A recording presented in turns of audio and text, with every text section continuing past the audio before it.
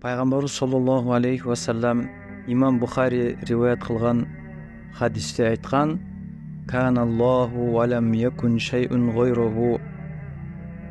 Аллах Таала гана болгон жана аны менен бирге эч нерсе болгон эмес дейт. Дагы бир риваятында келет: "Каналлаху ва лам якун шай'ун qablahу".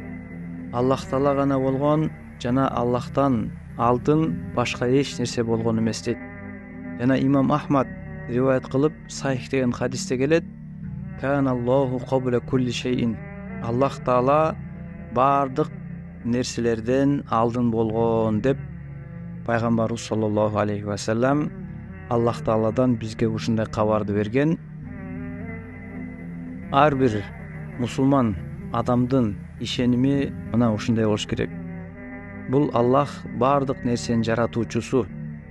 Аллах Тааладан алдын эч нерсе болгон эмес, асмандарда болгон эмес, жерде болгон эмес, жылдыздар дагы, ай дагы, күн дагы, ошол жер бетиндеги жандыктар дагы эч нерсе болгон эмес. Бардыгын бар кылган, бардыгын жараткан бир жалгыз Аллах Таала деген гана бекем ишеним ар бир мусулмандын жүрөгүндө болуш керек.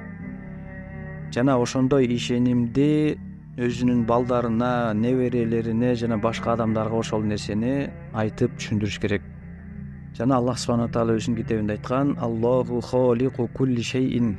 Аллах бардык нерсенин жаратуучусу деп Аллах субхана таала өзүнүн китебинде айткан. Жана биз дагы мына ошондой ишенимде болуш керек. Аллах Тааладан башка нерселердин бардыгы булар жаралган, Аллах Тааланын жараткан махлуктары. Аллах Тааладан башка эч нерсеге кайрылып, кылчактап сурагандын кажети жок. Ушул ааламдын ээси Аллах Таала адамдын башына кандай гана кыйынчылык келбесин, ошол кыйынчылыкты кетирүүчү жалгыз Аллах. Адамдын башына кандай гана жакшылык келбесин, ошол жакшылыкты берүүчү жалгыз Аллах.